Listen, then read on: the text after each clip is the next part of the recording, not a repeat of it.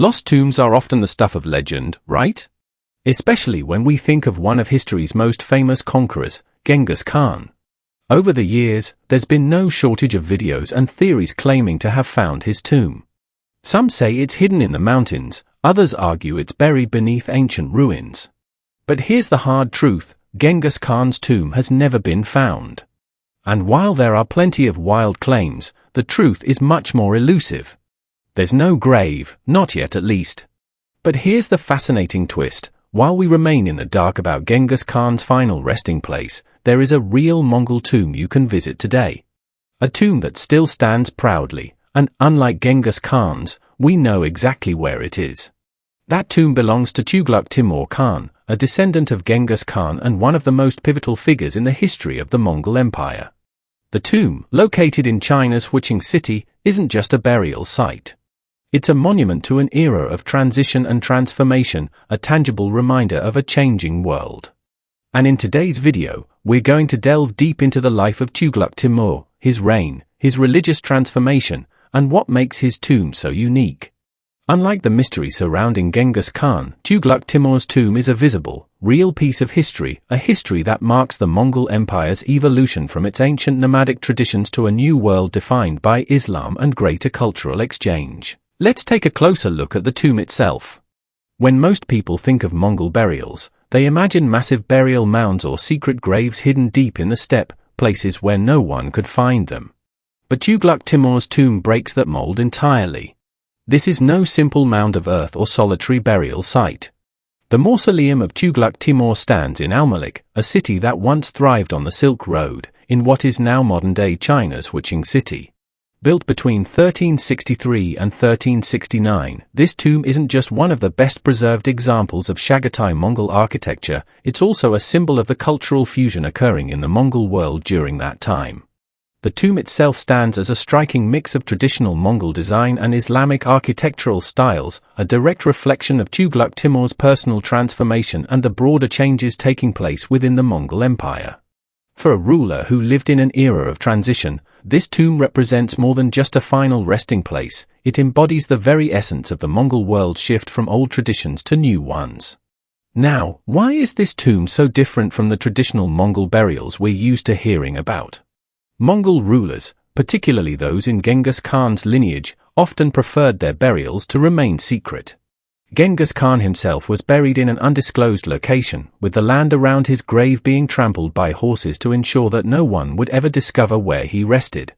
This was a way of ensuring that the power of the ruler could never be undermined by the desecration of their tomb. It was a symbol of their eternal dominance, a mystery that would last for centuries. But Tuglugh Timur? He made a deliberate choice to go against this tradition.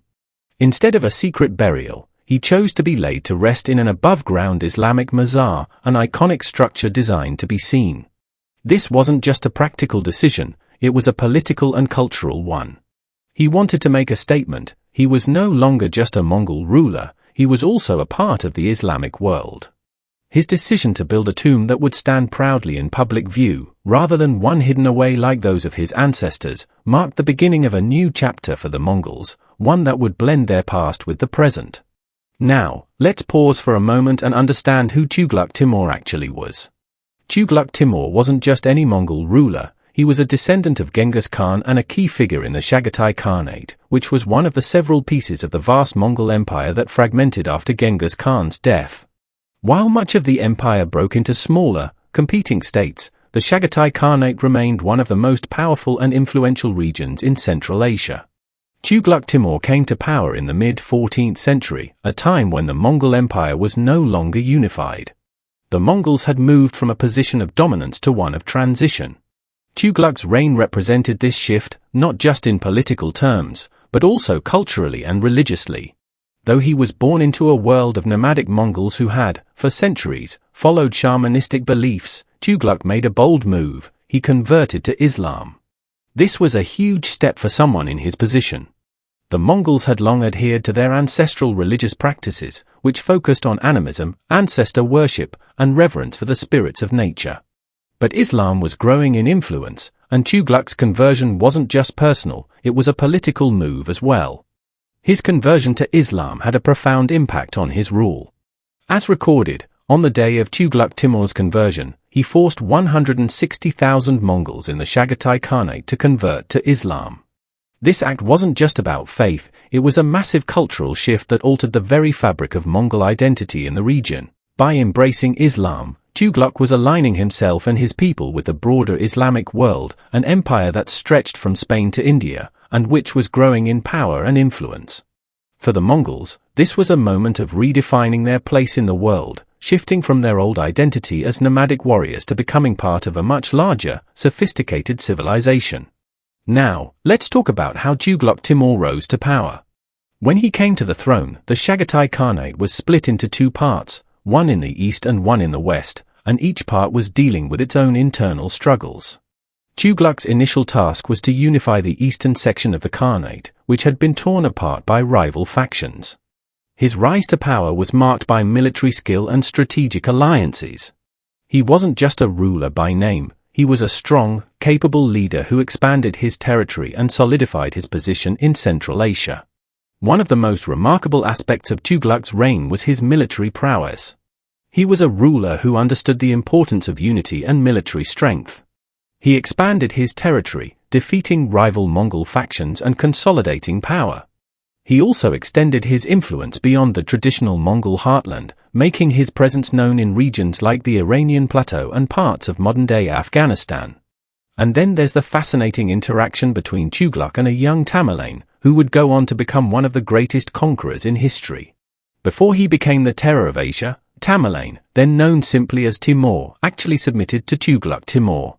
Imagine that, Tamerlane, the future founder of the Timurid Empire, humbling himself before Tugluk. This moment had a lasting impact on Timur. It shaped his future conquests and helped fuel his ambition to carve out an empire of his own. Unfortunately, Tugluk Timur's death in 1363 marked the beginning of a period of instability for the Chagatai Khanate. His son, Elias Khwaja, took the throne, but his reign was short and tumultuous. With the political structure already weakened, the empire fractured further. The central authority that Tugluk had established began to crumble, leaving room for opportunistic rivals to take advantage of the situation. This instability paved the way for Tamerlane's rise. With the Chagatai Khanate in disarray, Timur seized the opportunity, eventually building his own empire that would come to dominate much of Asia. His empire, built on the ashes of Tugluk's reign, would stretch from India to Russia, leaving a legacy that shaped the history of the region for centuries. But Tugluk Timur's influence didn't end with his death. He was the ancestor of Babur, the founder of the Mughal Empire in India. His great-great-great-granddaughter, Tuglugh Timur, was Babur's mother. Tugluk's descendants would go on to establish one of the most powerful dynasties in Indian history. This connection to the Mughals is a testament to the far-reaching influence of Tugluk's lineage. Let's now take a closer look at the broader cultural shift that Tugluk Timur's conversion to Islam symbolized. Before his reign, the Mongols were primarily shamanistic in their beliefs, with a focus on animism, spirits, and ancestor worship. The Mongols of the Chagatai Khanate were deeply connected to their traditional religious practices. But by the mid-14th century, Islam was spreading throughout Central Asia, and Tugluk's conversion was a pivotal moment in Mongol history. His decision to embrace Islam wasn't just a personal one, it was a reflection of a much larger cultural and political shift.